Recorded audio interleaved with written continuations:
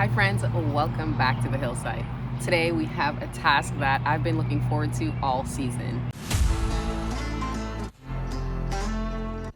Today what we're going to work on is getting these raised beds filled. I have two 6-foot raised beds here that I purchased off of Amazon, and I can't wait to get planting in them. A few days ago we went and purchased all the soil that we're going to be using for these raised beds. This is the garden bed that I had for the past few years here, but this year I decided I'm going to try going in raised beds just to keep everything more under control. Make sure you check out the link in the description below if you're trying to find out where I purchased these. These were all off Amazon. The weed fabric, the pins, and the raised beds are going to be in the link below. Here I just laid down some wood to make sure that the raised beds are all level and ready to go.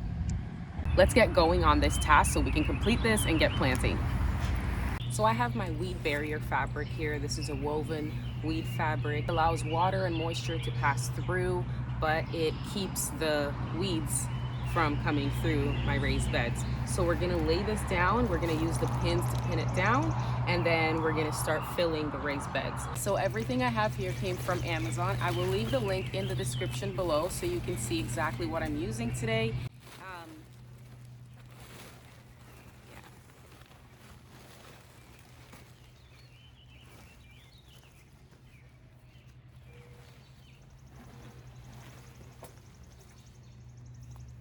All right, I'm just going to cut it, and then I'll come along with my barbecue lighter, and I'm gonna just burn the edges to make sure there's no fraying of the fabric. Let's go take a look at the little chicks that we've been raising for the past few weeks. We hatched out some barred rock eggs, and I also purchased some special little eggs that I thought might be a cute addition to the homestead. Yesterday we put them outside because now it's officially warm enough that they can be outside.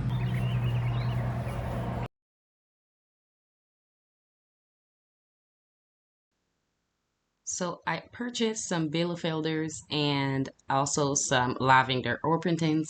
Let me show you what they look like. They're absolutely adorable. They've grown so much in the past little while.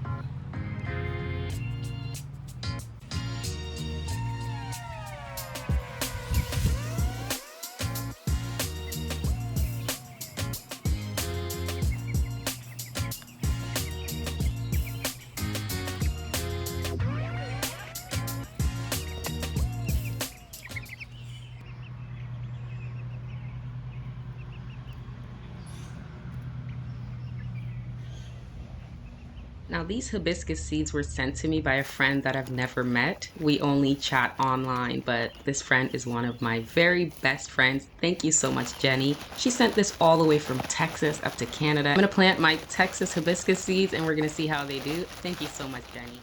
I have my hibiscus that I started actually about 2 months ago inside of my house. And then I brought them into the greenhouse to grow. They are ready to be planted, so I'm going to put 4 of them in here. Put in some composted mushroom manure, some potting soil, just mixed it all together. And I'm going to water them really well, and that's it.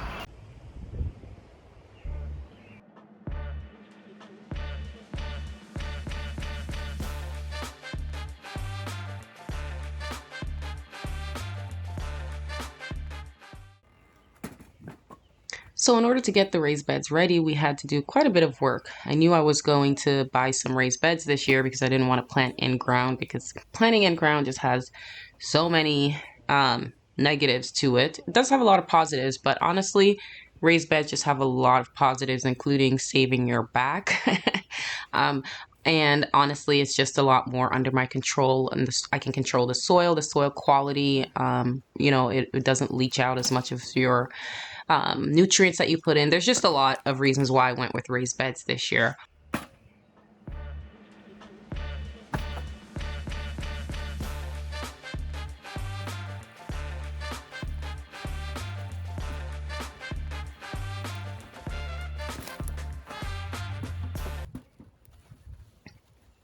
So we started by clear cutting this entire area, and then we just let it be for a bit so the weeds that were underneath all dried up.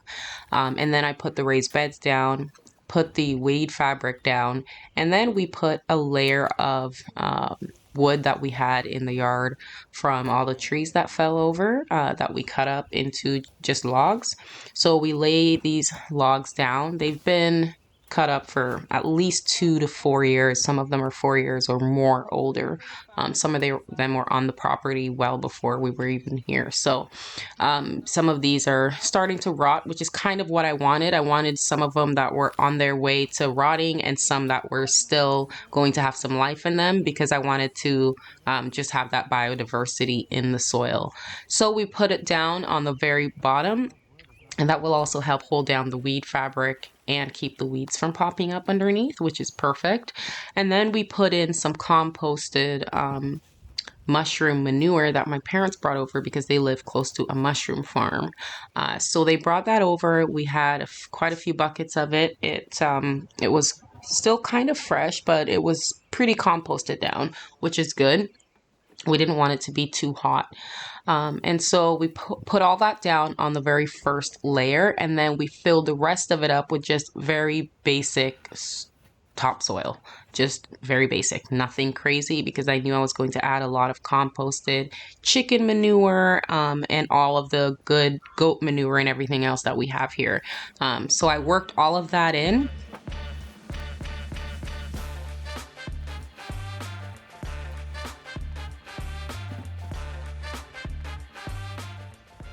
So then once we had all of that ready, we laid it all out. We made sure to press it down pretty hard because we didn't want to have any big gaps in between the logs. And then the raised beds were pretty much done. It took quite a bit of backbreaking work because we had to go up and down the stairs to collect the wood, because a lot of it was down the hill. So it was pretty backbreaking work. And that's why we decided to do it during the evening when the sun was on the way down. So we did get it all done though in the one evening, and then I was able to do my favorite part, which was planting.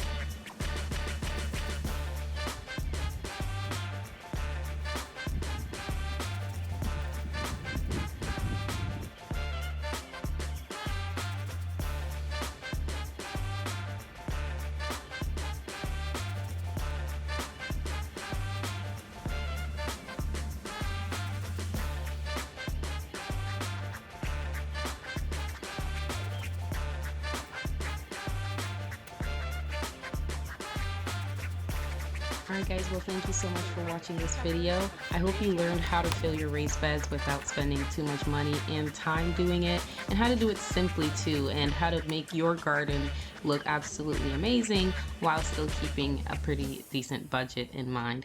If you like the video, make sure you like, share, and subscribe to the channel. And the best way to help us out is to share the video. And I'll see you in the next one. Stay peaceful.